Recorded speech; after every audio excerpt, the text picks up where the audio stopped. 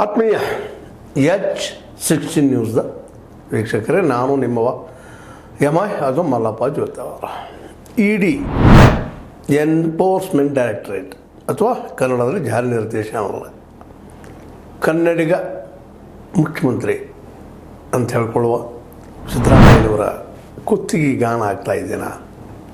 ನಿಧಾನಕ್ಕೆ ಈ ಮುಡ ಅಲ್ಲಿ ಹಗರಣ ಇವರ ಒಂದು ವ್ಯಕ್ತಿತ್ವಕ್ಕೆ ಈಗಾಗಲೇ ಮಚ್ಚಿ ಬೆಳೆದ ಸಾಕಷ್ಟು.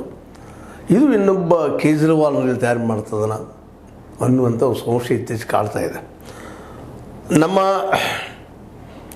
ಕೃಷ್ಣ ಅಂದರೆ ಸ್ನೇಹಮಯ ಕೃಷ್ಣ ಈಗಾಗಲೇ 500 ಪುಟಗಳಷ್ಟು ದಾಖಲೆಗಳನ್ನು ಕೊಟ್ಟಿದ್ದಾರೆ. ಎಲ್ಲೆಲ್ಲಿ ಏನಾಗ್ಯದ, ಏನು ಸೋರಿಕೆ ಆಗಿದೆ, 5,000 ಕೋಟಿಗಳವರೆಗೆ ಅಥವಾ ಅದು ಏನು ಲೆಕ್ಕ ಮಾಡಲಿಕ್ಕೆ ಸಾಧ್ಯ ಇಲ್ಲ. ಅವ್ರಿಗೆ ಹೆಂಗೆ ಅನಿಸ್ತಂಗೆ ಹೇಳ್ತಾ ಇದ್ದಾರೆ, ಅಷ್ಟು ವ್ಯವಹಾರ ಆಗಿದೆ ಇಲ್ಲಿ.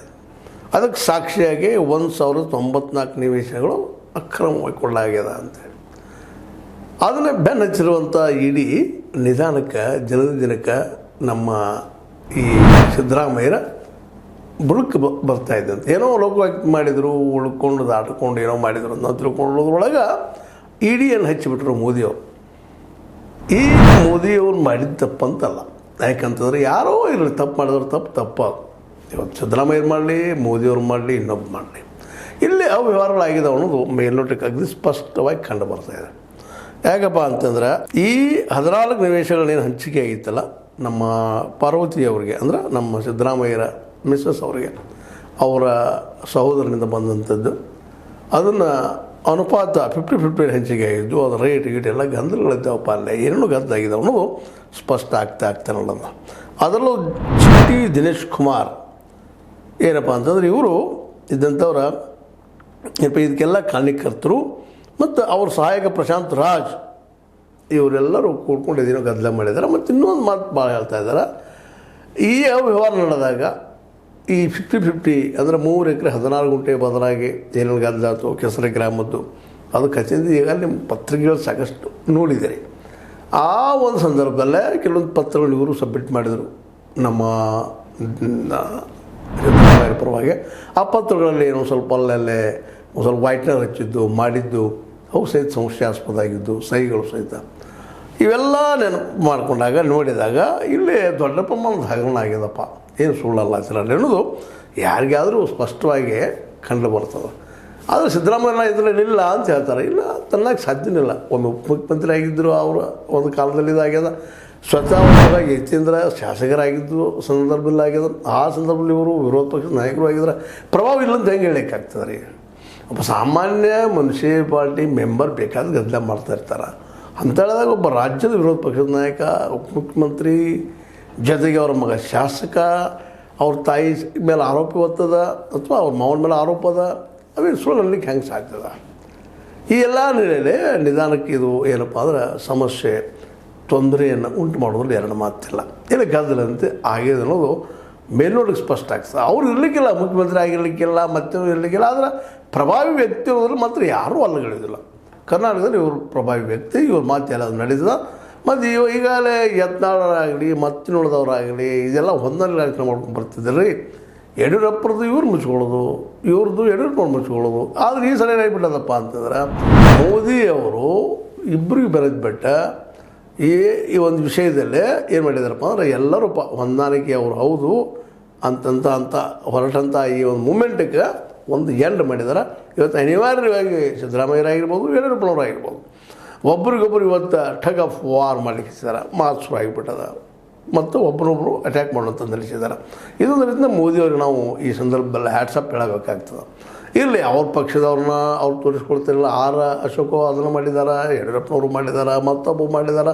ಯಾವ ವ್ಯಕ್ತಿ ಅಂತ ಹೆಸರು ಹೇಳ್ತಿರಲ್ಲ, ಯಾರು ಅತ್ಯಂತ ಪ್ರಾಮಾಣಿಕರಪ್ಪ 10% ಇಲ್ಲಾರ ಭ್ರಷ್ಟಾಚಾರಕ್ಕೆ ಆರೋಪಕ್ಕೆ ಒಳಗಾಗದ ಕೆಲಸ ಮಾಡಿದವರು ಒಬ್ಬರ ಹೆಸರು ಹೇಳ್ತೀವಿ BJP ಎಲ್ಲ, ಹಾಗೆ ಕಾಂಗ್ರೆಸ್ನಲ್ಲೂ ಸಹಿತ.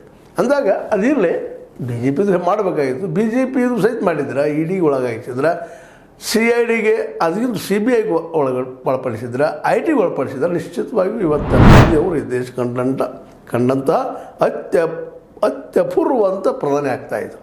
ಆದರೆ ಏನು ಮಾಡೋದು ರೀ, ಅವರು ರಾಜಕೀಯ ಮಾಡಬೇಕಾಗ್ಯದ, ಅಧಿಕಾರ ಹಿಡಿಬೇಕಾಗ್ಯದ, ಅನೇಕ ಎಲೆಕ್ಷನ್ ಕಮಿಷನ್ ಎಲೆಕ್ಟ್ರಲ್ ಬಾಂಡ್ ಅಂತ ಘೋಟಾಲ ಮಾಡ್ಬೇಕಾಗ್ಯದ. ಅದಾನಿ ಅಂತ ಒಬ್ಬ ಏನಪ್ಪ ಅಂದ್ರೆ ಹಗರದರಡುಕೋರು ಅನ್ನಬೇಕಾಗಿದೆ. ಇವತ್ತು ಅವರೆಲ್ಲ ಮಾಡಿದ್ದು ನೋಡ್ಬೇಕಾದ್ರೆ ಅವ್ರ ರಕ್ಷಣೆಗೆ ಆಗ್ಯದ.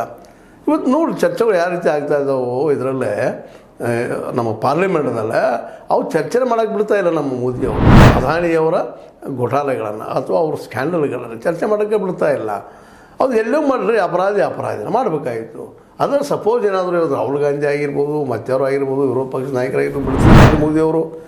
ಇವತ್ತು ಮತ್ತು ಇಡಿ CBI IT ರಿಟರ್ನ್ಸ್ ಏನಾದ್ರೆ ಇವೆಲ್ಲ ಟೀಕೆಗೆ ಯಾಕೆ ಒಳಗ್ತಾ ಇದ್ದಾವಪ್ಪ ಅಂದ್ರೆ ಮೋದಿಯವರ ಈ ದುರ್ಬಲ ರಾಜಕಾರಣದಿಂದ ತಮ್ಮವ್ರನ್ನ ಬಿಡೋದು ಉಳಿದವ್ರನ್ನ ಹಿಡ್ಕೊಳ್ಳೋದು ಅನ್ನುವಂಥದ್ದು ಇರಲಿ. ಆದರೂ ಆ ದಿಶೆಯಲ್ಲಾದರೂ ಒಂದು ಒಳ್ಳೆಯ ಕೆಲಸ ಮಾಡಿದ್ದಾರೆ ಸಿದ್ದರಾಮಯ್ಯರು. ಹೌದಪ್ಪ ಇವರು ಭ್ರಷ್ಟರಪ್ಪ ಅನ್ನುವಂಥ ಮಟ್ಟಕ್ಕೆ ಮತ್ತು ಹೆಚ್ಚು ಕಡಿಮೆ ಆದರೂ ಅವ್ರೂ ಸಹಿತ ಈಗ ಲೋಕಾಯುಕ್ತಕ್ಕೂ ಅವ್ರು ರಿಪೋರ್ಟ್ ಮಾಡಿದ್ದಾರೆ, ಇಂಟರ್ನಲ್ ರಿಪೋರ್ಟ್ಗಳು. ನಮ್ಮ ಇವರು ಇಡಿಯೋ ಎಲ್ಲೆಲ್ಲಿ ಏನಾಗಿದೆ, ಯಾವ ರೀತಿಯಾಗಿ ಅವ್ಯವಹಾರ ನಡೆದಿದ್ದಾವೆ ಅನ್ನುವಂಥ ಮಾತನ್ನು ಅದಕ್ಕೆ ಕಾರಣಕರ್ತರು GT ದಿನೇಶ್ ಕುಮಾರ್ ಆಗಿರ್ಬೋದು, ಸ್ವತಃ ಅವ್ರ ಮಗ ಅಂದ್ರೆ ನಮ್ಮ ಯತೀಂದ್ರ ಆಗಿರ್ಬೋದು, ಪಾರ್ವತಿ ಅವರ ಸಹೋದರರಾಗಿರ್ಬೋದು, ಜೊತೆಗೆ ದೀಪಾ ಚೋಳ ನೋಡ್ತಿರುವಂಥ ನಗರಾಭಿವೃದ್ಧಿ ಇಲಾಖೆ ಕಾರ್ಯದರ್ಶಿ ಎನ್ಕ್ವೈರಿ ಮಾಡ್ತಾ ಇದ್ದಾರೆ.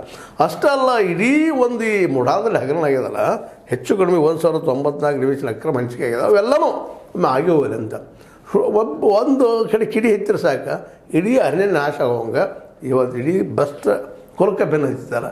ಅದರಲ್ಲೂ ಕಾಂಗ್ರೆಸ್ಗೆ ಬಂದರು, BJPಗೆ ಬಂದರು. ಆದರೆ ಒಂದು ಸಮಾಧಾನ ಏನಪ್ಪ ಅಂದ್ರೆ ಮೋದಿ ಅಂತವ್ರಿಗೆ ಇಲ್ಲಿ ಏನಿದ್ರು ಸಹ ದೊಡ್ಡ ಕುಳಗಳು ಇದ್ದಾರೆ ಮೂಡೋದಲ್ಲಿ ಇಲ್ಲ. BJP ಅಲ್ಲೇ ಸಣ್ಣಪುಟ್ಟು ಇದು ಆಯುಕ್ತರು ಮತ್ತು ಅವ್ರದ್ದಂಥವ್ರು ಇರಬೇಕು. ಆಗಲಿ ಅವ್ರು ಯಾರು ಆಗ್ತಾರೆ ಆಗ್ಲಿತ್ತು ಅವರು ಇವತ್ತು. ಯಾಕೆಂದ್ರೆ ಅವ್ರಿಗೆ ಮುಖ್ಯ ಗುರಿ ಕರ್ನಾಟಕದಲ್ಲಿ ಅಧಿಕಾರ ಹಿಡಿಬೇಕಾಗಿದೆ. ಅದು ಹಿಡಿಬೇಕಾಗಿದ್ದರೆ ಸಿದ್ದರಾಮಯ್ಯ ಹಣ ಮಾಡಬೇಕಾಗಿದೆ. ಸಿಂಪಲ್ ಪಾಲಿಸಿ ಅಧಿಕಾರ ಹಿಡಿಸುವಾಗ ಅವ್ರು ಈ ರೀತಿಯಾಗಿ ಮಾಡ್ತಾಯಿದ್ರು ಅನ್ನೋದು ಎಲ್ಲರಿಗೂ ಸ್ಪಷ್ಟ ಆಗೋ ವಿಷಯ ಇದೆ. ಅದೇನೋ ಅಲ್ಲಿ ಜನರಿಗೆ ಗೊತ್ತಾಗಿರ್ತದೆ ಇವತ್ತು.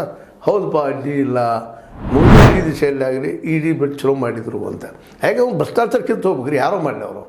ಇವತ್ತು ಈ ಮೊದಲು ನೋಡ್ರಿ ಕೇಜ್ರಿವಾಲ್ರು ಕರಪ್ಷನ್ ಅಗೇನ್ಸ್ಟ್ ಅದು ಇಂಡಿಯಾ ಅಗೇನ್ಸ್ಟ್ ಕರಪ್ಷನ್ ಮಾಡಿದ್ರು ಮೂಮೆಂಟ್. ಆ ಸಂದರ್ಭದಲ್ಲಿ ಎಲ್ಲರೂ ಅವ್ರಿಗೆ ಏನಪ್ಪ ಅಂದ್ರೆ ಫಿದಾಗಿ ಹೋಗಿಬಿಟ್ಟಿದ್ರು. ಎಂಥ ಒಂದು ಹೋರಾಟ ಮಾಡ್ತಾ ಇದ್ದಾರಪ್ಪ ಅಂತೇಳಿ. ಅದ ನಂತರ ಅವರು ಒಂದಿಷ್ಟು ದೋಷಗಳದು. ಅದು ಇನ್ನೂ ನಾವು ಯಾರೋ ಆಗಲಿ ನಮ್ಮಂಥವ್ರಿರಲಿ ಮತ್ತವ್ರು ಇರಲಿ, ಕೇಜ್ರಿವಾಲ್ರಪ್ಪ ಇದರಲ್ಲಿ ಸಾರಾಯಿ ಘೋಟಾಲದಲ್ಲಿ ಭ್ರಷ್ಟರಾರಂತ ಇನ್ನೂ ಮನಸ್ಸು ಒಪ್ತಾ ಇಲ್ಲ. ಯಾಕಪ್ಪ ಅಂದ್ರೆ ಅವ್ರ ಮೂಮೆಂಟ್ ಹಂಗಿತ್ತು ಹಿಂದೆ. ಹಾಗಂತೇಳಿ ಅವರು ಪೂರ ನಿರಪರಾಧಿ ಅಂತ ಹೇಳಿಕ್ಕೂ ಸಾಧ್ಯ ಇಲ್ಲ. ಯಾಕಂದ್ರೆ ಒಂದು ಅವ್ರನ್ನ ನಾವು ಆರೋಪದ ಟಿಂಟ್ ಒಂದು ಕರೆ ಬಂದು ಬಿದ್ದದು. ಹಂಗೆ ಇವತ್ತು ಸಿದ್ದರಾಮಯ್ಯ ಮೇಲೂ ಈ ಒಂದು ಮುಡಾ ಕಲೆ ಬಂದು ಬಿದ್ದದು. ಇದರಿಂದಾಗಿ ಅಲ್ಲಿ ಮೂಡಾದಲ್ಲಿ ನಡೆದಂಥ ಹಗರಣಗಳೆಲ್ಲ ಹೊರಗೆ ಬರ್ತಾಯಿದ್ದಾವೆ. ದೊಡ್ಡ ತಿಮಿಗಿಲು ಹಿಡಿದಾಗ ಸಣ್ಣ ಮೀನುಗಳು ಸಹಿತ ಹೆಂಗೆ ಬರ್ತಾವಲ್ಲ ಮೇಲೆ ಹಂಗೆ ಆದಂಗಾಗ್ಯದ. ಅದೇನೋ ಆಗಲಿ ಇವತ್ತು ಸಿದ್ದರಾಮಯ್ಯರು ಮಾತ್ರ ನಿಶ್ಚಿತವಾಗಿಯೂ ಮುಡಾ ಒಂದು ಏನು ಹಗರಣದಿಂದ ಸುಲಭವಾಗಿ ಹೊರಗೆ ದಾಟಿ ಬರಲಿಕ್ಕೆ ಸಾಧ್ಯ ಇಲ್ಲ ಅನ್ನೋದು ಒಂದು ಸ್ಪಷ್ಟ ಆಗ್ತಾನೆ ಅನ್ನೋದು. ದಿನದಿಂದ ದಿನಕ್ಕೆ ಹೌದಲ್ಲಿ ಹಲವು ಅಕ್ರಮಗಳಾಗಿದೆ, ಆದರೆ ಇವ್ರನ್ನೂ ಅಕ್ರಮ ಅಂತ ಅನ್ನುವಂಗಿಲ್ಲ. ಎಲ್ಲರ ಅಕ್ರಮ ಹೊರಗೆ ಬರಲಿ. ಎಷ್ಟೆಷ್ಟು ಜನ ಅಲ್ಲಿಯ ಭೂಮಿಗಳನ್ನ ಎತ್ತಿ ಬಿಡಿದ್ದಾರೆ ಈ ರಾಜಕಾರಣಿಗಳು. ಇದರಲ್ಲಿ ಎಲ್ಲರ ಹೆಸರು ಬರ್ತಾಯಿದೆ. ವಿಶ್ವನಾಥನವ್ರದ್ದು ಬರ್ತಾಯಿದೆ, ಇರೋದು ಪಕ್ಷದಲ್ಲಿದ್ದಂಥವ್ರದ್ದು ಮತ್ತೊಬ್ಬರದ್ದು ಬರ್ತಾಯಿದೆ, BJP ಜನರದ್ದು ಅನೇಕ ಜನರದ್ದು ಬರ್ತಾಯಿದೆ. ಆದರೆ ಎಲ್ಲರೂ ಕೂಡಿ ಕಳ್ಳತನ ಮಾಡಿದವರು ಎಲ್ಲ ಹೊಡೆದವರೇ ಇಲ್ಲ. ಒಂದಿಷ್ಟು ಇದ್ರಾಗ ಏನಪ್ಪ ಅಂತಂದ್ರೆ ಇವತ್ತು ಈ ಒಂದು ಮುಡಾದಲ್ಲೇ ಯಡಿಯೂರಪ್ಪನಂತವ್ರು ಸಿಗದೆ ಹೋಗಿರ್ಬೋದು. ಅದು ಬೇರೆ ಬೇರೆ ಕೇಸ್ಗಳಲ್ಲೇ ಭೂ ಪರಿವರ್ತನೆ ಮಾಡುವಲ್ಲೇ ಅವರು ಮಾಡ್ಕೊಂಡಿದ್ದಾರೆ, ಅವರು ಹೊಡ್ಕೊಂಡಿದ್ದಾರೆ ಅನ್ನೋದು ಈಗಾಗಲೇ ಅವ್ರ ಮೇಲೆ ಆರೋಪಗಳಿದ್ದಾವೆ. ಅದೇನೋ ಆಗಲಿ ನಮ್ಮ CM ಅವರು ತಮ್ಮ ಪತ್ನಿಯ ಒಂದು ಏನು ಪಾರ್ವತಮ್ಮನವರ ಒಂದು ಕೇಸಿನಿಂದಾಗಿ ಈ ಒಂದು 14 ನಿವೇಶನಗಳಿಂದಾಗಿ ಇವತ್ತು ಅರ್ಕಾವತಿ ಹೆಂಗೋ ತಪ್ಪಿಸ್ಕೊಂಡಿದ್ರು, ಇದರಲ್ಲಿ ತಪ್ಪಿಸ್ಕೊಳ್ತಾರ ಅನ್ನೋಂಥ ಮೋಸ್ಟ್ಲಿ ಮಾತು ಕಡಿಮೆ ಆಗ್ತಾಯಿದೆ ದಿನ ದಿನಕ್ಕೆ. ಅವರು ಗುದ್ದಾಡ್ತಾ ಇದ್ದಾರೆ, ಹೈಕೋರ್ಟ್ ಹೋಗ್ತಾ ಇದ್ದಾರೆ, ಸುಪ್ರೀಂ ಕೋರ್ಟ್ ಹೋಗೋದು ಮಾಡಲಿಕ್ಕಿದ್ದಾರೆ. ದಿನಗಳನ್ನು ದುಡ್ಬೋದು ಅವರಷ್ಟೇ. ಹೇಗೂ ಮಾಡಿ ಇನ್ನೊಂದು 2 ವರ್ಷ ಚಕ್ಕೋಕೊಂಡು ಹೋಗ್ಬೋದು. ಯಾಕಂದ್ರೆ ನಮ್ಮಲ್ಲಿ ನ್ಯಾಯಾಲಯಗಳು ಸಹಿತ ಸ್ಪಷ್ಟವಾಗಿ ಕೆಲವೊಮ್ಮೆ ದಿನ ದುಡಿದು ನಾವು ನೋಡ್ತಾ ಬಂದಿದ್ದೀವಿ. ಇದು ಎಲ್ಲ ಕಡೆ ಕಾಣುವಂಥ ವಿಷಯ ಆಗಿದೆ. ಇದು ನ್ಯಾಯಾಲಯ ಚುರುಕ ಆಗಬೇಕಾಗಿದೆ. ಯಾಕಂದರೆ ಯಾರು ತಪ್ಪಿತಸ್ಥರಿದ್ದಾರೆ ಎಷ್ಟೋ ಹಿಡಿದವ್ರನ್ನ ಶಿಕ್ಷೆ ಕೊಡುವಂಥ ಕೆಲಸ ಆಗಬೇಕಾಗಿತ್ತು, ಆಗ್ತಾಯಿಲ್ಲ. ಎಲ್ಲೋ ಒಬ್ಬರು ಲಾಲು ಪ್ರಸಾದ್ ಅವರು ಸಿಕ್ಕೊಂಡು ಹೋದ್ರು. ಅದರಿಂದ ಯಾವ ರಾಜಕಾರಣ ಸಿಗ್ತಾಯಿಲ್ಲ. ಸಿದ್ದರಾಮಯ್ಯರು ಅವರ ಕಾಂಗ್ರೆಸ್ಸಲ್ಲಿ ದೊಡ್ಡದ ಮತ್ತು ಅವ್ರ ಬೆಂಬಲಿಗರು ಸಾಕಷ್ಟು ಇದ್ದಾರೆ. ಹೀಗಾಗಿ ಮೋಸ್ಟ್ಲಿ ದಿನಗಳು ದೂಡುತ್ತದೆ. ಬಟ್ ಇದು ಅವರ ರಾಜಕೀಯ ಲೈಫ್ ಜೀವನದಲ್ಲಿ ಒಂದು ಬ್ಲ್ಯಾಕ್ ಸ್ಪಾಟ್. ಇದರಲ್ಲಿ 2 ಮಾತಿಲ್ಲ. ಇಡೀ ಮಾತ್ರ ಈ ದಿಶೆಯಲ್ಲಿ ಇನ್ನೂ ಪ್ರಯತ್ನ ಜೋರು ನಡೆಸೋದು. ಸಿದ್ದರಾಮಯ್ಯನಂಥ ಒಬ್ಬ ತಿಮಿಂಗಿಲು ಹಿಡಿಬೇಕು ಸಣ್ಣದ ಕೆಲಸ ಎಲ್ಲ ಮಾಡ್ತಾಯಿದ್ದಾರೆ ಪ್ರಾಮಾಣಿಕವಾಗಿ. ಇದೇ ರೀತಿ ನಮ್ಮ ಇಡೀ BJP ನಾಯಕರಿಗೂ ಸಹಿತ ಅವ್ರನ್ನೂ ಅಪರಾಧಿಗಳಿದ್ದಾರೆ, ಅಪರಾಧಿ ಕೆಲಸ ಮಾಡಿದವರಿದ್ದಾರೆ. ಅವ್ರನ್ನ ಯಾಕೆ ಹಿಡಿಬಾರ್ದು ಅನ್ನೋದು ಸಣ್ಣ ಪ್ರಶ್ನೆ. ಯಾಕೆ ಇವೆಲ್ಲ ಕಳಂಕ ಇಡಿಗೆ CBIಗೆ ಮತ್ತು ITಗೆ ಬರೋ ಸ್ವಾಭಾವಿಕ ಅದ. ಅದನ್ನು ಅವರು ಉಳಿಸ್ಕೊಳ್ಳೋದು ಬಿಡೋದು ಅವ್ರು ಬಿಟ್ಟು ವಿಷಯ. ಅದೇನೋ ಆಗಲಿ ನಮ್ಮ ಸಿದ್ದರಾಮಯ್ಯನವರು ಮುಳಾದ ಈ ಒಂದು ಕಳಗದಿಂದ ಯಾವಾಗ ಹೊರಗೆ ಬರ್ತಾರೆ ಅನ್ನೋದು ಅವರ ಅಭಿಮಾನಿಗಳ ಕಾತರ. ಅದೇ ಕಾಲಕ್ಕೆ ಅವ್ರ ವಿರೋಧಿಗಳು ಇವ್ರು ಯಾವಾಗ ಜೈಲಿಗೆ ಹೋಗ್ತಾರೆ ಅನ್ನುವಂಥ ಕಾತರ.